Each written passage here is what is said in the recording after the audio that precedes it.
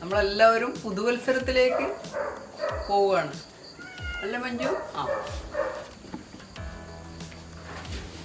Hi friends, എല്ലാവർക്കും നമ്മുടെ ചാനലിലേക്ക് സ്വാഗതം.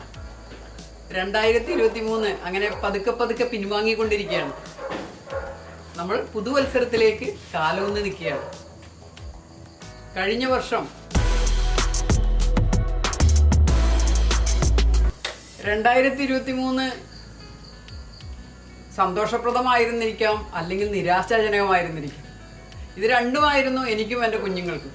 കാരണം കോവിഡിന് ശേഷം എന്താണ് സംഭവിച്ചതെന്ന് ഞാൻ പറയാതെ തന്നെ നിങ്ങൾക്കറിയാം. കുട്ടികളുടെ ശരിക്കും കഷ്ടകാലം തന്നെയാണ്. നമ്മുടെ പൂച്ചകളുടെ ആയാലും നായ്ക്കളുടെ ആയാലും ശരിക്കും കഷ്ടകാലം തന്നെയാണ്.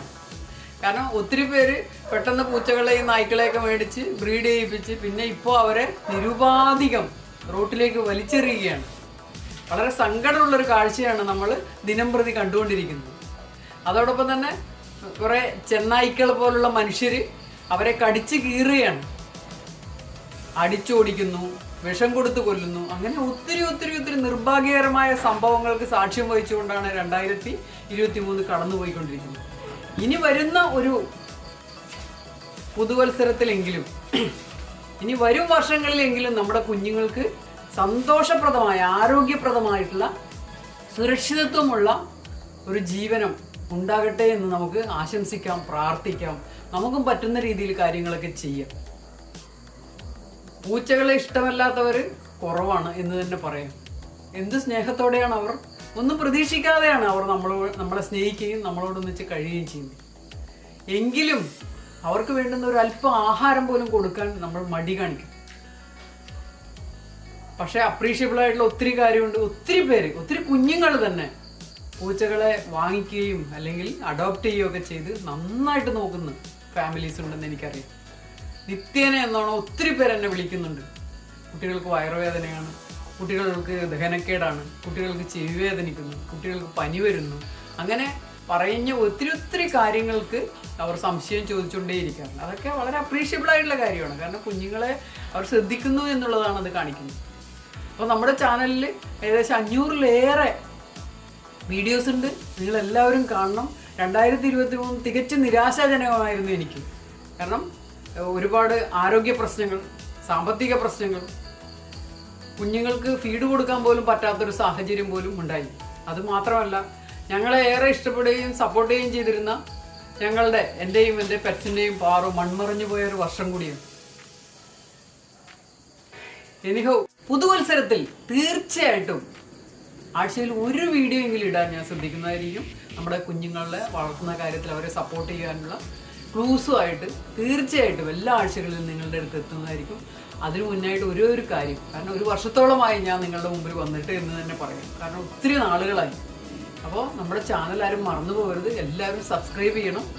അതുപോലെ വീഡിയോസൊക്കെ കാണുകയും വേണം. ഇടയ്ക്കൊക്കെ വിളിക്കുക, സമയം പോലെ നമ്മൾക്ക് സംസാരിക്കുകയും ചെയ്യും. ഓക്കെ. അതോടൊപ്പം പറയാനൊരു കാര്യം, നമ്മുടെ അടുത്ത് ഒത്തിരി സുന്ദരികളും സുന്ദരന്മാരുമായിട്ടുള്ള പൂച്ചകളുണ്ട്. നിങ്ങൾക്ക് വേണമെങ്കിൽ അവരെ എടുക്കാം.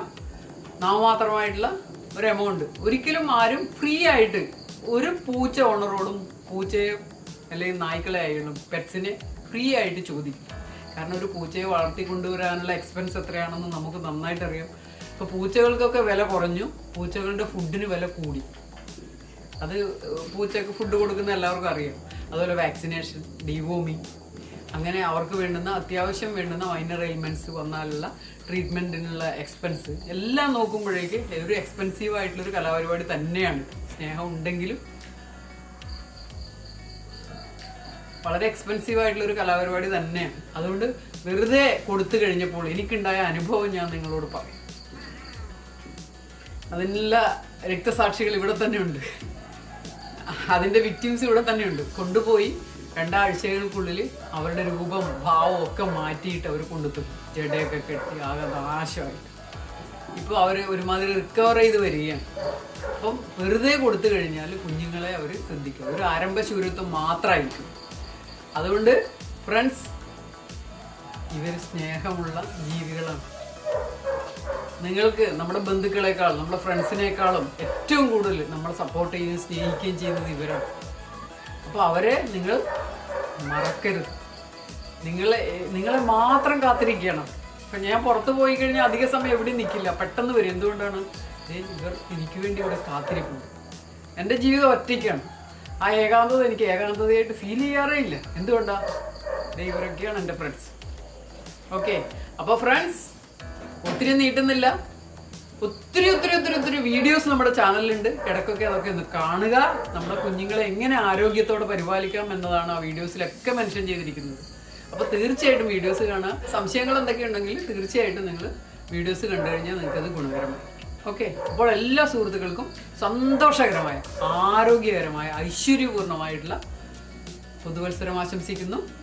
കുറച്ച് നാളുകളത്തെ ഒരു ഫ്രോസൺ പീരീഡ് കഴിഞ്ഞു. ഇനി നമ്മൾ പുതുമയിലൂടെ ഒരു ഉയർച്ചയിലേക്കാണ്, പൂർവാധി ഉത്സാഹത്തോടുകൂടെ. ഇപ്പോൾ ആൾക്കാർക്കൊക്കെ താല്പര്യം വന്നിട്ടുണ്ട്. പൂച്ചകളും പൂച്ചക്കുഞ്ഞുങ്ങളെയൊക്കെ വാങ്ങിക്കുന്നുണ്ട്. അതിൻ്റെ ക്രയവിക്രയങ്ങളൊക്കെ തുടങ്ങിയിട്ടുണ്ട്. നന്ദാസ് പെറ്റ്സും നിങ്ങളെ ആ കാര്യത്തിൽ സപ്പോർട്ട് ചെയ്യാൻ ആഗ്രഹിക്കുന്നുണ്ട്. നിങ്ങൾക്ക് പൂച്ചകളെ കൊടുക്കുവാൻ, അതായത് വിൽക്കുവാനോ വാങ്ങുവാനോ ഒക്കെ ആഗ്രഹിക്കുന്നുണ്ടെങ്കിൽ തീർച്ചയായിട്ടും നന്ദാസ് പെറ്റ്സിന് കോൺടാക്ട് ചെയ്യാൻ നമ്പർ സ്ക്രീനിലൂടെ പോകുന്നത് നിങ്ങൾക്ക് കാണാൻ പറ്റും. ഓക്കെ, അപ്പോൾ എല്ലാവർക്കും ഊഷ്മളമായ, അത്യന്തം ഊഷ്മളമായിട്ടുള്ള പെറ്റ് പാരൻറ്റിങ് ആശംസിക്കുന്നു. Thank you for watching. Happiness always. Yes, ഇന്നും ആദ്യം പറയുന്ന ഡയലോഗ് ഇന്ന് ഞാൻ അവസാനം പറയാണ്. Yes, coming up and stay tuned with our channel. Bye.